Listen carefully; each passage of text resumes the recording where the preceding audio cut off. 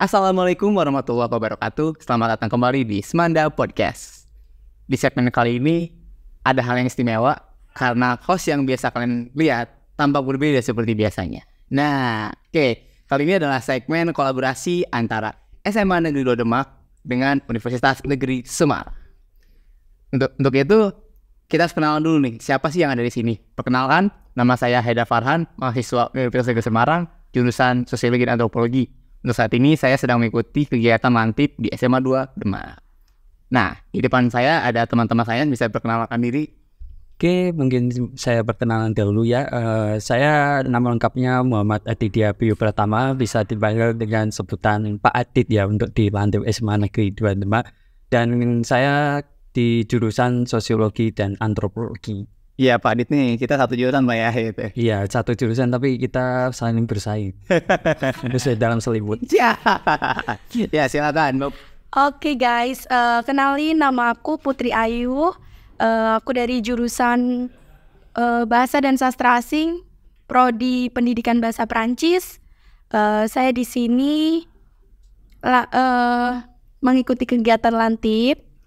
Nah, di sini saya mengampu mata pelajaran bahasa Prancis. Wih, berarti tahu dong pronunciation croissant yang bener tuh kayak gimana ya?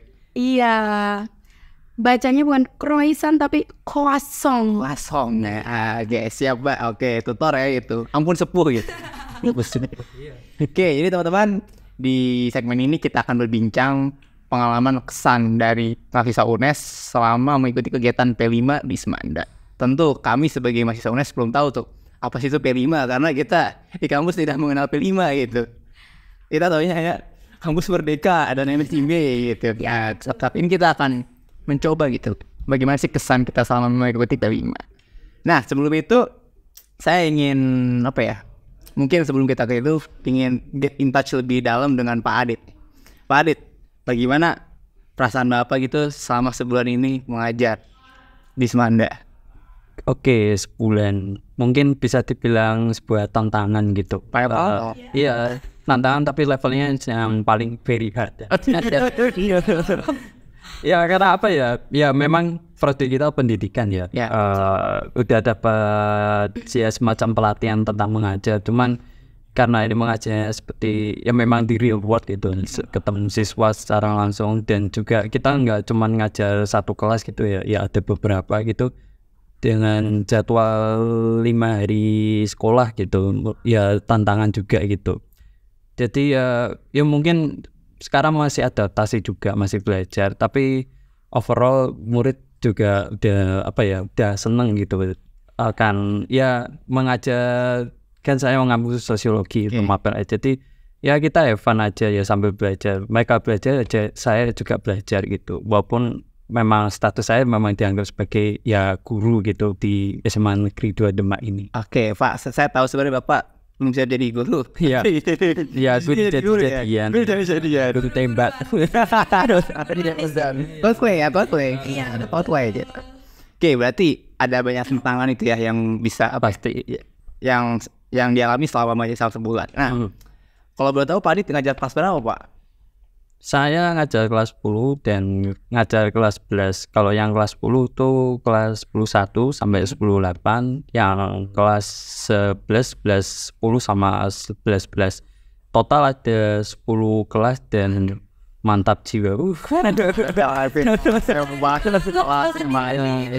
Masih bisa waras ya. Oke, Pak Adit ya, thank you. Sekarang kita akan beralih ke Ibu Putri. Iya. Silakan Bu Putri, bagaimana? Panggilnya Madam. Oh, Madam. Iya. Sombong orang Prancis. Ya, mungkin buat orang Prancis ya. Ya, panggilnya Madam. Ya, silakan Madam. Gimana? Gimana? Ya. Jadi di sini saya mengampu jurusan bahasa Prancis. Maksudnya mata pelajaran bahasa Prancis kan. Di sini saya memegang 3 kelas. Oke. Tapi bersama teman-teman saya. Jadi 3 kelas itu 4 orang. Oke. Dan saya kebagian 1 kelas yaitu kelas 11 12. Oke. Nah, so far sih anak-anaknya asik ya kalau diajakin bercanda dan juga ya walaupun kalau pas jam pelajaran mereka agak kesulitan kan soalnya kita belajar bahasa asing kan, bahasa baru yang mereka baru kenal, terus mereka belajar bahasa itu dan sangat mengasihkan sih. Sangat mengasihkan ya, tapi apa tuh Madam kayak tantangan yang selama ini? Tantangannya kalau untuk pembelajaran bahasa Prancis itu mungkin di pronunciation-nya ya. Pronunciation. Ya betul, pengucapannya. Karena kita bahasa Indonesia dan bahasa Prancis itu kan beda kan pengucapannya. Huruf-hurufnya juga hampir berbeda. Terus mungkin anak-anak masih kebawa logat bahasa Jawanya, jadi pengucapan bahasa Prancisnya ya sedikit ada logat Jawanya. Oke, berarti yang lain ya masih butuh pembelajaran lebih ekstra lah gitu, mereka bisa dapat belajar lebih baik. Nah, saya pun mengajar juga mengambil kelas 11-9 dan beberapa kelas 12 untuk mata pelajaran yang sama, mata pelajaran sosiologi sama seperti Pak Adit. Dan tantangan yang dihadapi saat mengajar tuh jelas mental, bahwa untuk bisa mengatur suatu kelas tuh kita butuh keberanian dan pun butuh manajemen kelas yang baik gitu. Dan itu sebelumnya sudah pernah diajarkan waktu matkul micro teaching, tapi di saat di lapangan di sekolah, wah beda banget ya gitu. Aslinya. Nah jadi ada sedikit gap lah, tapi gak apa lah, itu menjadi buat tantangan tersendiri. Nah next, kan kita tahu ya di kurikulum Merdeka itu ada yang namanya P5 gitu. Nah menurut Madam dan Bapak Adit nih, apa sih itu P5 tuh? Tahu gak seperti apa P5? Siapa dulu ini? Mungkin Bapak Adit. Ya sendiri. P5 ya. Sebenarnya di kuliah udah kenal gitu, tapi bukan P5, P4 ya. Apa tuh? Profil pelajar Pancasila. Ya enggak ya, P4 ya. Iya gitu. Gak baru di sekolah ini ya, tahun ajaran 2023 2024 itu ketambahan P1 lagi ya, project profil pelajar Pancasila gitu. Sebenarnya ya apa ya? Kenapa tahu? Penguatan project profil Pancasila. Nah itu saya masih bingung gitu, P-nya ada berapa? Nah gitu. P-nya ada berapa gitu. Sesuatu yang baru terutama ya, karena di kurikulum Merdeka ya, kurikulum baru. Kebetulan pas saya zamannya kuliah juga nggak dapat ini kurikulum Merdeka, otomatis juga nggak dapat P5 juga. Nah jadi ya first experience ya ngapain aja sih sebenarnya, saya juga nggak ada gambaran oh ini tentang ngelakuin ini ngelakuin itu, nggak ada. Kebetulan saya ada kesempatan gitu mendampingi anak-anak ikut P5, terutama yang buat kelas 10-7. Mereka fun sih sebenarnya, walaupun P5-nya rada ya susah gitu. Rada susah. Karena tantangan mereka masak gitu, dan sebagian dari mereka ya mungkin nggak terlalu dekat gitu sama daerah, masa urusan perdapuran itu nggak dekat. Itu tantangannya sih. Dan juga mereka dituntut buat menekankan nilai wirausaha yang mungkin pikir orang-orang lain kan, kalau orang bakulan ya jualan, tinggal jualan aja, ternyata ada beberapa hal yang perlu disusun, kayak nyusun proposal, terus nyusun nama brand, promosi juga. Itu 3 hal itu ya yang utama itu penting, dan juga itu hal yang baru dikenal sama anak-anak gitu. Ya kalau jualan mereka udah familiar, udah jual beli udah udah kadar jual beli aja. Udah ahlinya gitu. Ya karena mereka pun umumnya sering beli online juga kan. Ya, tapi kan di balik layar kan ada banyak lagi lah bumbu-bumbu yang perlu disiapin. Nah sekarang Madam Putri, ya, bagaimana Madam Putri? Apa itu P5 dan apa yang selama ini Bu Putri atau Madam Putri rasakan mengikuti P5? Jadi kan saya juga pernah mengawasi P5, pertama ada di 10.1 sama di 10.7. Dan itu kehektikannya juga sama-sama pas membuat produknya itu. Jadi dari pertama mereka katanya menyusun proposal terlebih dahulu, pembuatan nama brand dan lain sebagainya itu, mereka dituntut untuk benar-benar bisa memanage semuanya dalam waktu kurang dari seminggu ya. Nah itu benar-benar kayak keren sih menurut saya, soalnya mereka baru dapat dan itu langsung dipresentasikan. Nah terus untuk kayak pembuatan kemarin kan ada pembuatan sampel kan. Nah itu di kelas kan ribut tuh masalah masak-masak. Nah ada di situ tuh saya mendampingi di 10-7. Nah produknya ternyata tuh dia jualnya pempek. Dan uniknya itu mereka bisa buat pempeknya, tapi mereka nggak berani goreng pempeknya. Takut gosong nggak ada apa gitu? Takut meledak. Iya. Jadi saya di sana mau menggoreng kandang pempeknya itu. Langsung turun ya, nggak baik. Benar. Tapi tepatnya ini pembimbing. bukan ke jalan yang benar. Berarti tapi jalan salah gitu.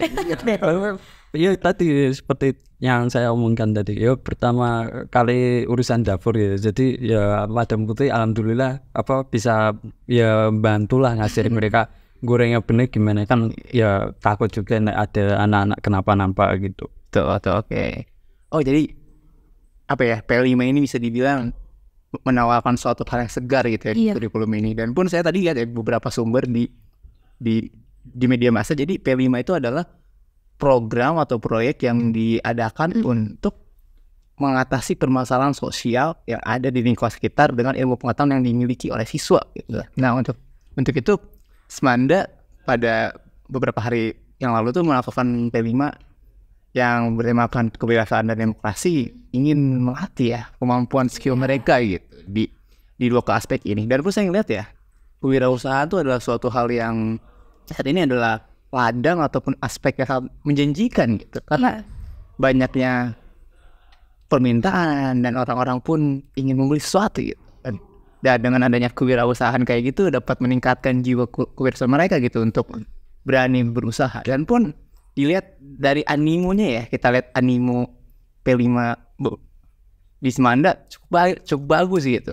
Seperti yang bisa kita lihat kemarin kan ada bazar tuh ya. Iya. Banyak ramai tuh. Banget antusias, betul. Bahkan saya pun mau beli. Iya.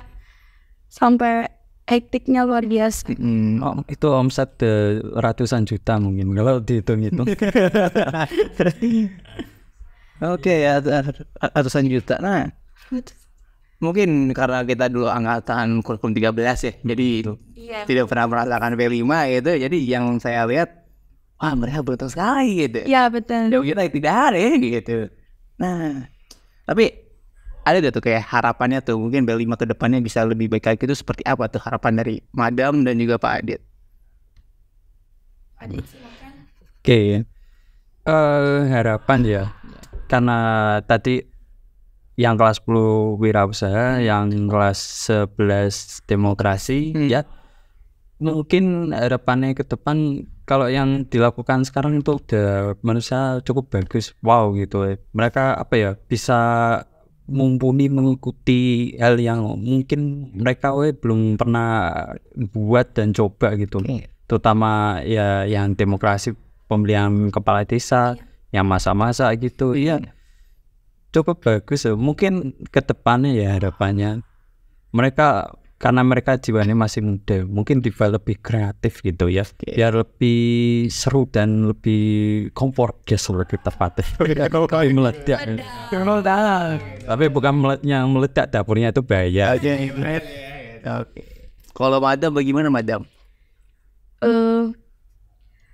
Harapannya sih lebih bagus lagi ya. Kemarin pas pemilihan kepala desa itu sebenarnya seru sekali ya, kampanyenya juga kerasa banget vibes-nya. Terus tim suksesnya itu yang bener-bener pecah sih menurutku. Soalnya dari setiap kelas kan pasti ada kepala desanya masing-masing, maksudnya calon kepala desa, dan itu benar-benar seperti pencoblosan kepala desa beneran. Oke. Jadi ada visi misi dan lain sebagainya. Mereka kampanye, terus mereka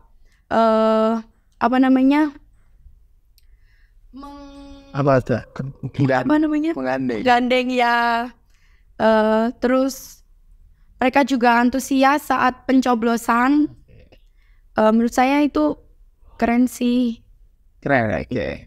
Betul, saya pun sependapat dengan Madam ya. Pemilihan kepala desa di tiap P5 asosiasi itu menarik sih. Dia tuh kita bisa ngeliat apa ya, kayak mereka tuh belajar bagaimana cara suatu pemilu berlangsung, khususnya pemilu di tingkat lebih kecil di desa. Dimana di situ kan ada yang namanya pemungutan suara, proses pengkampanyean, bahkan proses pengadministrasian pencalonan gitu. Jadi mereka tahu gitu kayak rutenya alur dari pemilu itu sendiri.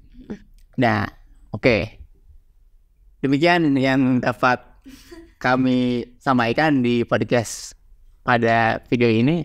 Mohon maaf bila ada kata yang kurang mengenakan daripada pemirsa. Ya, sekian video singkat atau video obrol bareng gitu ya bersama para bincang kasih. Oke, sekian yang dapat saya sampaikan. Saya Haidar Parwit. Saya Pak Adit. Saya Madam. Ya, sampai ketemu di video selanjutnya. Terima kasih. Baik.